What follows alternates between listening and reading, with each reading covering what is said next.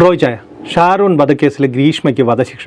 പ്രണയത്തിൽ നിന്ന് പിന്മാറിയില്ലെങ്കിൽ ആക്രമിക്കുക, കൊല്ലുക, ഈ തരത്തിലേക്ക് നമ്മുടെ ജനറേഷൻ മാറുകയാണ്. ഒരു അപകടകരമായ ഒരു അവസ്ഥയിലേക്കാണ് നമ്മുടെ ചെറുപ്പക്കാരുടെ ഒരു സമൂഹം പോകുന്നത്. ഇപ്പോൾ പ്രണയം എന്ന് പറയുന്ന ലോകത്ത് എല്ലായിടത്തും മനുഷ്യനുണ്ടായ കാലം മുതൽ നടക്കുന്ന ഒരു പ്രക്രിയയാണ്. അതിനകത്തുനിന്ന് ഒരാൾക്ക് ഇഷ്ടമില്ല, മുന്നോട്ട് പോകാൻ താല്പര്യമില്ല എന്ന് പറഞ്ഞ് പിന്മാറാൻ ശ്രമിക്കുമ്പോൾ ഉണ്ടാകുന്ന ഒരു വിചിത്രമായ സംഭവങ്ങളാണ് കേരളത്തിൽ കഴിഞ്ഞ കുറേ നാളുകളായിട്ട് വളരെ കൂടുതലാണ്. ഇങ്ങനെ പിന്മാറുന്നവരെ പെട്രോൾ ഒഴിച്ച് തീ കത്തിക്കുക, വെട്ടിക്കൊല്ലുക, അല്ലെങ്കിൽ വേറെ രീതിയിൽ ആക്രമിക്കുക. കഴിഞ്ഞ ഒരു 5-10 വർഷത്തിനിടയിൽ ഒരു 25-30 കൊലപാതകങ്ങൾ സമാനമായ രീതിയിൽ നടന്നിട്ടുണ്ട്. ഇതെല്ലാം മാധ്യമങ്ങളുടെ ശ്രദ്ധയിൽ വന്നതും കോടതി വളരെ ശിക്ഷിക്കുകയൊക്കെ ചെയ്തതാണ്. അതിൻ്റെ അവസാനത്തെ കണ്ണിയിലൊരെണ്ണമാണ് ഇപ്പോൾ ഈ ഗ്രീഷ്മയുടെ 22 വയസ്സുള്ള ഒരു പെൺകുട്ടി അവളുടെ ത്തിൽ ഉൾപ്പെട്ട ഒരു ചെറുപ്പക്കാരനെ കഷായത്തിൽ വിഷം ചേർത്ത് കൊന്ന് എന്നുള്ളതാണ് കേസ്. അതിനെക്കാട്ടിൽ അപകടകരമായ ഒരു സ്ഥിതി എന്ന് പറയുന്നത് ഇവളുടെ ഈ കൊച്ചു പെൺകുട്ടിയുടെ ഇതേപോലുള്ള ക്രിമിനൽ ആക്ടിന് കുടുംബക്കാരുടെ, ബന്ധുക്കളുടെ, അമ്മ, അച്ഛൻ ഇവരുടെയൊക്കെ പിന്തുണ ഉണ്ടായിരുന്നു എന്നുള്ളതാണ് ഇതിനകത്ത് ഏറ്റവും അപകടകരമായ ഒരു കേസ് എന്ന് പറയുന്നത്. അതായത് ഈ കുട്ടി ഇത്തരത്തിൽ ഉള്ള പെരുമാറ്റം ഉണ്ടാവുന്നു, അല്ലെങ്കിൽ അവൾ ഇതിനു വേണ്ടി ശ്രമിക്കുകയാണെന്ന് വീട്ടുകാരറിഞ്ഞപ്പോഴെങ്കിലും അവരിതിനെ ഈ പെൺകൊച്ചിനെ ഇതിനകത്തു നിന്ന് പിന്തിരിപ്പിക്കേണ്ടതായിരുന്നു. ആ കാര്യങ്ങൾ പറഞ്ഞ് മനസ്സിലാക്കുക, അല്ലെങ്കിൽ അതിന് പറ്റുന്നില്ലെങ്കിൽ ഒരു പ്രൊഫഷണൽ കൗൺസിലറെയോ അല്ലെങ്കിൽ ഒരു മാനസിക രോഗ വിദഗ്ധനെയോ ഒക്കെ കണ്ട് ഇതിൻ്റെ വരുംവരായികൾ, ഇതിൻ്റെ അപകടങ്ങൾ ഒക്കെ പറഞ്ഞ് മനസ്സിലാക്കേണ്ടതായിരുന്നു. അവർക്കായിരുന്നു ആ വലിയ ദൗത്യം ഉണ്ടായിരുന്നത്. പക്ഷേ അവരോട് ചേർന്ന് ഈ കൊച്ചു പെൺകുട്ടിയുടെ ഈ ചപലമായ മനസ്സിനെ ക്രിമിനൽ ലെവലിലേക്ക് കൊണ്ടെത്തിച്ച് അതിനെ ഇപ്പോൾ വധശിക്ഷയ്ക്ക് കിട്ടുന്ന ലെവലിലേക്ക് കൊണ്ടെത്തിച്ചു. അതാണ് ആ പെൺകുട്ടി ഒറ്റയ്ക്ക് ചെയ്ത ഒരു കൃത്യമാണെന്ന് നമുക്ക് പറയാൻ പറ്റത്തില്ല. പക്ഷേ അതിനെ അത്തരത്തിലുള്ള ടെൻഡൻസി കാണിച്ചപ്പോൾ വീട്ടുകാരുമായിട്ട് ഡിസ്കസ് ചെയ്തിട്ടാണല്ലോ വീട്ടുകാരും ഇതിനകത്തേക്ക് ഇൻവോൾവ് ആയത്. അപ്പോൾ അതിനെ തടയാൻ ആ കുടുംബം ശ്രമിച്ചില്ല എന്നുള്ളതാണ് ഏറ്റവും ഗുരുതരമായ കുറ്റമായിട്ട് ഞാൻ കാണുന്നത്. കാരണം നിങ്ങളുടെ മകളോ അല്ലെങ്കിൽ മകനോ ഇത്തരത്തിലൊരു ഒരു കുറ്റകൃത്യം നടത്താൻ വേണ്ടി പ്ലാനിങ് നടത്തുന്നു എന്ന് മനസ്സിലാക്കി കഴിഞ്ഞാൽ അവരെ അതിനകത്തുനിന്ന് പിന്തിരിപ്പിക്കാനുള്ളൊരു ബാധ്യത ഈ സമൂഹത്തിനുണ്ട്. അത് പ്രത്യേകിച്ച് ആ കുടുംബത്തിനുള്ളിൽ നടക്കുന്ന ഒരു ആക്ട് ആയതുകൊണ്ട് അവരതിനെ തടയേണ്ടതായിരുന്നു. അവരതിനെ ഒരു തരത്തിൽ പോലും തടഞ്ഞില്ല. അവരതിന് വേണ്ട ഒത്താശകൾ ചെയ്തു കൊടുത്തു. അപ്പോൾ ഇതിൻ്റെ ഒരു അൾട്ടിമേറ്റ് റിസൾട്ട് എന്ന് പറയുന്നത് ആ കുടുംബം തന്നെ ഇല്ലാതായിപ്പോയി എന്നുള്ളതാണ്. ഇപ്പോൾ അമ്മ തൽക്കാലത്തേക്ക് കോടതിയിൽ നിന്ന് രക്ഷപ്പെട്ടു, അച്ഛൻ പുറത്തുണ്ട്, ഒരമ്മാവൻ ഇപ്പോൾ ഇതിൻ്റെ പേരിൽ കേസിനകത്ത് ജയിലിലായി. ഇതൊക്കെയാണ് ഇതിൻ്റെ മൊത്തം ഇതിന് നേട്ടം എന്ന് അവർക്ക് പറയാൻ പറ്റുന്നൊരു കാര്യം. എന്താണ് സംഭവിച്ചത്? അത്തരം കാര്യങ്ങൾ സൂക്ഷ്മതയോടുകൂടി ഒരു പൊതുസമൂഹം, അല്ലെങ്കിൽ കുടുംബമാണല്ലോ ഈ സമൂഹത്തിൻ്റെ ഏറ്റവും താഴെ തട്ടിലുള്ള ഒരു കണ്ണി എന്ന് പറയുന്നത്, അവരത് ശ്രദ്ധിക്കാതെ പോയതിൻ്റെ ഉത്തരവാദിത്തമാണ്. ആ പെൺകുട്ടിയെക്കാട്ടിൽ അതിൻ്റെ ഏറ്റവും വലിയ ഉത്തരവാദിത്വം എന്ന് പറയുന്നത് അതിൻ്റെ ബന്ധുക്കളായ അതിൻ്റെ മാതാപിതാക്കൾക്കാണ് ഇതിനകത്തെ പ്രധാന കുറ്റക്കാരായിട്ട് ഞാൻ കാണുന്നത്. കാരണം അവരതിനെ തടയേണ്ടതായിരുന്നു. ഒരു തരത്തിൽ പോലും അതിനെ ശ്രമിച്ചില്ല. അല്ലെങ്കിൽ രണ്ട് വീട്ടുകാർ തമ്മിൽ ഇതൊരു പുതിയ കാര്യമൊന്നും അല്ല, ഇത് വലിയ പ്രശ്നങ്ങളും ഉണ്ടാകുന്നത്. രണ്ട് വീട്ടുകാർ തമ്മിൽ പരസ്പരം ഇഷ്ടമില്ലെങ്കിൽ സംസാരിച്ച് കുട്ടികളെ ഇതിനകത്ത് നിന്ന് പിന്തിരിപ്പിക്കേണ്ടതായിരുന്നു.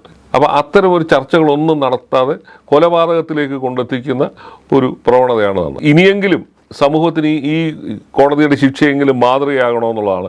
കാരണം ആകുമോ എന്ന് ഇനി കണ്ടറിയണം. കാരണം വീണ്ടും നമ്മുടെ പൊതുസമൂഹത്തിൽ പലരും ഒറ്റപ്പെട്ടവരാണെങ്കിലും ആരെങ്കിലുമൊക്കെ ഇത്തരത്തിലേക്ക് വീണ്ടും പ്രണയത്തിൽ നിന്ന് പിന്മാറി എന്നുള്ളതിൻ്റെ പേരിൽ വിഷം കൊടുത്ത് കൊല്ലാനും ഒക്കെ ശ്രമിക്കുന്നത് വളരെ അപകടകരമായ ഒരു സൂചന. കാരണം നമ്മളിതെല്ലാം നമ്മുടെ സമൂഹം ഭയങ്കര മാനസികമായ വികാസം പ്രാപിച്ചതാണ്, വിദ്യാഭ്യാസമുള്ള കമ്മ്യൂണിറ്റിയാണ് എന്നൊക്കെ നമ്മൾ പറയുമ്പോഴാണ് നമ്മുടെ സമൂഹത്തിൽ ഒരിക്കൽ പോലും അംഗീകരിക്കാൻ പറ്റാത്ത ഇത്തരം പ്രവണതകൾ കണ്ടുവരുന്നത്. അത് തടയാനുള്ള ബാധ്യത നമുക്ക് എല്ലാവർക്കും ഉണ്ട്. മാധ്യമങ്ങൾക്കായാലും പൊതുസമൂഹത്തിനായാലും കുടുംബങ്ങൾക്കായാലും എല്ലാവർക്കും ഉണ്ട്. ഇത് നമ്മുടെ കുട്ടികൾക്കുണ്ടാകുന്ന മാറ്റങ്ങൾ നമ്മൾ കാണാതിരുന്നുകൂടാ. അറിയാവുന്ന കാര്യത്തിലെങ്കിലും ഇടപെട്ട് അവരോട് സൗമ്യമായിട്ടും അവരെ കാര്യങ്ങൾ പറഞ്ഞു. നിയമത്തിൻ്റെ ഈ പ്രശ്നങ്ങൾ അവരോട് തന്നെ പറയേണ്ടതാണ്. നിങ്ങൾ ഇങ്ങനെ ഇത്തരം ഒരു കുറ്റകൃത്യത്തിലേക്ക് പോയാൽ ഉണ്ടാകുന്ന പ്രത്യാഘാതങ്ങളെക്കുറിച്ച് അവരെ പറഞ്ഞ് മനസ്സിലാക്കേണ്ട. 22 വയസ്സുള്ള ഒരു പെൺകുട്ടിക്ക് നിയമത്തെക്കുറിച്ച് വലിയ ബോധം ഉണ്ടാകണമെന്നൊന്നുമില്ല. പക്ഷേ അല്ല, അത് അങ്ങനെ പറയാൻ പറ്റില്ല. കാരണം എന്ന് പറഞ്ഞാൽ പോലീസ് ചോദ്യം ചെയ്ത സമയത്ത് ഗ്രീഷ്മ പോലീസിനോട് കൊടുത്തൊരു മൊഴിയായി പറയുന്നത്, ഇപ്പോൾ ഈ കൊലപാതകം നടത്തിയാലേ എനിക്ക് ഒരു ജീവപര്യന്തം ശിക്ഷയല്ലേ കിട്ടുള്ളൂ, അങ്ങനെയാണെങ്കിൽ ഞാൻ 38 വയസ്സിൽ പുറത്തിറങ്ങില്ല, അതിനുശേഷം ജീവിക്കാൻ കഴിയില്ല എന്നാണ്. അതൊക്കെ എൻ്റെ ഒരു സംഭവം. അത് ഈ ചില അഭിഭാഷകരോ അല്ലെങ്കിൽ മറ്റുള്ള ബന്ധുക്കളോ ഒക്കെ പറഞ്ഞു കൊടുക്കുന്ന വിവരങ്ങളായിരിക്കാം. നിയമത്തെക്കുറിച്ച് ബോധ്യമില്ലാത്തതുകൊണ്ടാണ്. ഇപ്പം ഏതായാലും ഈ 38-ാമത്തെ വയസ്സിൽ ഈ പുതിയ ശിക്ഷയുടെ കാലാവധി അനുസരിച്ച് ഇറങ്ങാൻ പറ്റത്തില്ലല്ലോ.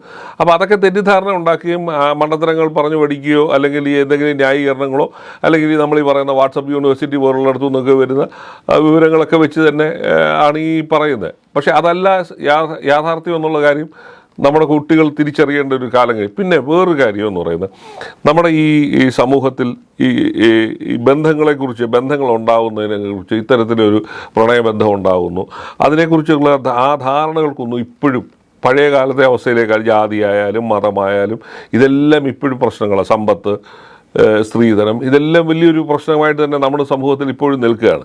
അപ്പോൾ അതിനകത്തൊന്നും ഒരു വ്യക്തതയില്ലായ്മയാണ് ഇതിൻ്റെ ഒരു പ്രധാന ഘടകം. അപ്പോൾ ഈ കുട്ടിക്ക് ഇത്തരത്തിലൊരു ബന്ധമുണ്ടെന്ന് വീട്ടുകാർ അറിഞ്ഞ സാഹചര്യത്തിൽ അവരിടപെട്ട് ഒന്നിനിത് മുന്നോട്ട് കൊണ്ടുപോവുക, അതിനകത്ത് പിന്തിരിപ്പിക്കാനുള്ള ശ്രമങ്ങൾ, ആരോഗ്യകരമായ രീതിയിലുള്ള ശ്രമങ്ങളൊന്നും നടന്നില്ല. അപ്പോൾ അതിനുവേണ്ടി ഈ കൊച്ചു പെൺകുട്ടി കണ്ടുപിടിച്ച മാർഗങ്ങളാണ് അവളെ ഇപ്പോൾ വധശിക്ഷയ്ക്ക് വരെ എത്തിച്ചിരിക്കുന്ന ഒരു സംഭവം എന്ന് പറയുന്നത്. അപ്പോൾ പൊതുസമൂഹം ഇത്തരം വിഷയങ്ങളോട് എങ്ങനെ പ്രതികരിക്കുന്നു എന്നുള്ളതാണ് കണ്ടറിയേണ്ടത്. അതാണ് ഇനിയുള്ള ദിവസങ്ങളിൽ. ഇപ്പോൾ ഈ സമാനമായ രീതിയിൽ നടന്ന കുറ്റങ്ങളുടെ എല്ലാം ഒരു പൊതു ധാരണയും പൊതു അവസ്ഥയും ഇത് തന്നെയാണ്. അതിനകത്തൊന്നും ഒരു മാറ്റവും വരുന്നില്ല എന്നുള്ളതാണ് നമ്മൾ കാണേണ്ട ഒരു പ്രത്യേകത. ഇപ്പോൾ ഇനി ഈ 38 വയസ്സിനുള്ളിൽ ഏതായാലും നിലവിലെ സാഹചര്യത്തിൽ, നിയമവ്യവസ്ഥ അനുസരിച്ച് നിലവിലെ സാഹചര്യത്തിൽ ഇറങ്ങാൻ പറ്റത്തില്ല. അപ്പോൾ ഇനി എത്ര നാൾ ഈ പോവും? ആ കുടുംബത്തിൻ്റെ അവസ്ഥ ഇനി എന്തായിരിക്കും? പിന്നെ ഒരു കാര്യത്തിലുണ്ട്, ഷാരോണിൻ്റെ മാതാപിതാക്കൾക്ക് അവർക്ക് മകൻ നഷ്ടപ്പെട്ട വേദനയ്ക്കിടയിൽ അല്പമെങ്കിലും ഒരു നിയമം അവരോട് കരുണ കാണിച്ചല്ലോ എന്നൊരു തോന്നൽ അവർക്കുണ്ടാവും. അതൊഴിച്ചാൽ നമ്മുടെ സമൂഹത്തിന് എന്താണ് രണ്ട് ചെറുപ്പക്കാരെ നഷ്ടപ്പെട്ട ഒരവസ്ഥ, ഒരു കുടുംബം തന്നെ ഇല്ലാതായി, 2 കുടുംബങ്ങൾക്ക് തന്നെ വലിയ തോതിലുള്ള നഷ്ടം സംഭവിച്ചൊരു ഇതാണ് ഈ ദിവസങ്ങളിൽ നമ്മുടെ നാട്ടിലുണ്ടായത്. അപ്പോൾ അതിനകത്തു നിന്നൊക്കെ മറികടക്കാനുള്ളൊരു പൊതു ധാരണയും പൊതു വിശ്വാസങ്ങളുമാണ് നമ്മൾക്കിടയിൽ ഉണ്ടാവേണ്ടിയിരിക്കുന്നത്. ഇതിപ്പോൾ കുടുംബം ഈ പെൺകുട്ടിയെ തിരുത്താൻ നോക്കിയില്ലെന്ന് മാത്രമല്ല, ഇതിൻ്റെ പിന്നിൽ വേറൊരു കഥ ഇവിടെ ഉണ്ട്. കാരണം എന്ന് പറഞ്ഞാൽ താലി കെട്ടിയ ആദ്യ ഭർത്താവ് മരിക്കുമെന്നൊരു വിശ്വാസമുണ്ട്, അല്ലെങ്കിൽ ഏതെങ്കിലും ജ്യോത്സ്യം പറഞ്ഞതായിരിക്കാം. അതിൻ്റെ ഭാഗമായിട്ട് ഈ ഷാരോണിനെ കൊണ്ട് ഗ്രീഷ്മ പലതവണ താലി കെട്ടിച്ചു എന്നൊക്കെയാണ് പറയുന്നത്. ഇത്തരം വിശ്വാസങ്ങളും കൂടെ ഈ കുട്ടികളുടെ മേൽ അടിച്ചേൽപ്പിക്കുകയല്ലേ? അതാണ് ഞാൻ പറഞ്ഞത്. നമ്മുടെ സമൂഹം ഈ 100% സാക്ഷരതയുണ്ട്, നമ്മൾ പിന്നെ ശാസ്ത്രീയമായ ഒരുപാട് നേട്ടങ്ങൾ കൈവരിച്ചു എന്നൊക്കെ പറയുമ്പോൾ പോലും അതിനൊരു മറുവശം എന്ന് പറയുന്നത് അന്ധവിശ്വാസങ്ങൾ അങ്ങേയറ്റം ദിനം പ്രതി മിനിറ്റ് വൈസ് കൂടിക്കൊണ്ടിരിക്കുന്ന ഒരു സമൂഹത്തിലാണ്. എന്തെല്ലാം മണ്ടത്തരങ്ങളാണ് നമ്മുടെ പൊതുസമൂഹത്തിൽ പറഞ്ഞ് ആൾക്കാരെ വഴിതെറ്റിക്കുന്നത്. ഇതാരാണ് തീരുമാനിക്കുന്നത്? എന്തടിസ്ഥാനത്തിലാണ്? എന്തെങ്കിലും ശാസ്ത്രീയമായ അടിത്തറയുണ്ടോ? ഇതൊന്നും പരിശോധിക്കാതെ വിദ്യാഭ്യാസമുള്ളൊരു സൊസൈറ്റിയിലാണ് ഇതെല്ലാം നടക്കുന്നു എന്നുള്ള പിന്നെ ഏതെങ്കിലും മണ്ടന്മാരായ ജ്യോത്സ്യന്മാർ പറഞ്ഞു കൊടുക്കുന്ന മണ്ടത്തരങ്ങൾ കേട്ടിട്ടാണ് ഇതെല്ലാം തീരുമാനിക്കുന്നത്. ജ്യോത്സ്യനാണോ ഒരു മനുഷ്യൻ്റെ ജീവിതം തീരുമാനിക്കുന്നത്? അല്ലെങ്കിൽ ഒരാൾക്ക് ജീവിതം, നിങ്ങളുടെ ജീവിതം ഇന്ന രീതിയിലാവുമെന്ന് എങ്ങനെയാണ് പ്രവചിക്കാൻ പറ്റുന്നത്? ആദ്യ ഭർത്താവ് മരിച്ചു പോകുന്നുള്ളതിന് എന്ത് അടിസ്ഥാനത്തിലാണ് പറയുന്നത്? ഇതിനൊന്നും ഒരു അടിസ്ഥാനവും ഇല്ലാത്ത കാര്യങ്ങൾ പറഞ്ഞ് ഈ ചെറുപ്പക്കാരുടെ മേലേക്ക് വീട്ടുകാരോട് ചേർന്നിട്ടാണ്. വീട്ടുകാരാണല്ലോ ഇങ്ങനെയൊക്കെ പറഞ്ഞ് ഈ പെൺകുട്ടിയെ തെറ്റിദ്ധരിപ്പിക്കുകയും അല്ലെങ്കിൽ പിന്നെ അവരുടെ ബന്ധുക്കൾ പറയുന്നു നിങ്ങൾ ആദ്യ ഭർത്താവ് മരിച്ചു പോകും എന്ന് ജ്യോത്സ്യം പറഞ്ഞു. ജ്യോത്സ്യൻ എന്ത് അടിസ്ഥാനത്തിലാണ് പറയുന്നത്? ജ്യോത്സ്യൻ്റെ കയ്യിലാണോ മനുഷ്യൻ്റെ ജീവിതം ഇരിക്കുന്നത്? അതുപോലെ തന്നെ ചൊവ്വാദോഷം എന്ന് പറഞ്ഞാൽ എത്രയോ പെൺകുട്ടികളുടെ ജീവിതമാണ് അപകടത്തിലാക്കി വെച്ചിരിക്കുന്നത് ഇല്ലേ? ഇപ്പോൾ നിങ്ങൾ ഈ ചൊവ്വാദോഷമുള്ളൊരു കല്യാണം കഴിച്ചാൽ അവർ ചത്തുപോകും, അല്ലെങ്കിൽ അവർക്ക് കുടുംബജീവിതം ഉണ്ടാവില്ല. ഇങ്ങനെയൊക്കെ പറഞ്ഞ് സമൂഹത്തെ തെറ്റിദ്ധരിപ്പിക്കുന്ന തരത്തിലേക്കുള്ള കാര്യങ്ങൾ പറഞ്ഞാണ് ഓരോ കാര്യങ്ങളും മുന്നോട്ട് കൊണ്ടുപോകുന്നത്. അപ്പോൾ അത് നമ്മൾ ഈ പറയുന്ന ശാസ്ത്രീയ ബോധം ഉണ്ടാവേണ്ട സമയത്ത് ഉണ്ടാവാത്തതിൻ്റെയും അതിനനുസരിച്ച് ജീവിതമില്ലാത്തതിൻ്റെയും പ്രശ്നമാണ്.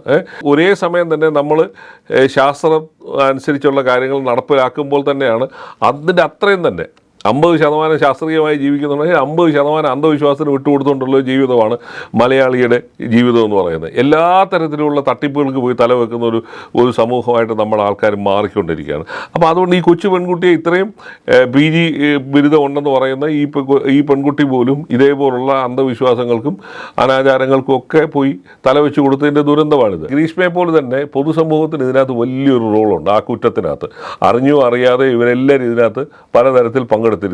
ഞാനതാണ് പറയുന്നത്, നമ്മുടെ കുട്ടികൾക്ക് ഇത്തരത്തിലുള്ളൊരു മാനസിക സംഘർഷം ഉണ്ടാകുന്ന അവസ്ഥ ഉണ്ടാകുമ്പോൾ ഇതിനെ ഒരു പ്രൊഫഷണലായിട്ടുള്ള ശാസ്ത്രീയമായ മറുപടികൾ, അതിനുള്ള ആശ്വാസം കണ്ടെത്തുന്ന മാർഗങ്ങളാണ് കുടുംബത്തിലുള്ളവർ സ്വീകരിക്കേണ്ടത്.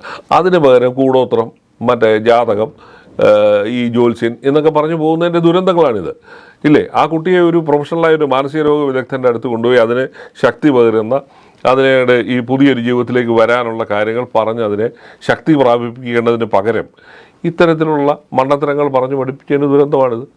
അപ്പോൾ അത് ചെയ്യാൻ കൂട്ടുനിന്നവരാണിത്, അവരോട് ഇത് അനുഭവിക്കണമെന്നുള്ളതാണ്. അവരുടെ ഉത്തരവാദിത്തങ്ങൾ അവർക്ക് ഒഴിഞ്ഞു മാറാൻ പറ്റത്തില്ല. അത് ചെയ്യാനുള്ള മനസ്സാണ്, അതിനുള്ള ശാസ്ത്രീയ ബോധമാണ് നമ്മുടെ സമൂഹത്തിനുണ്ടാവേണ്ടത്.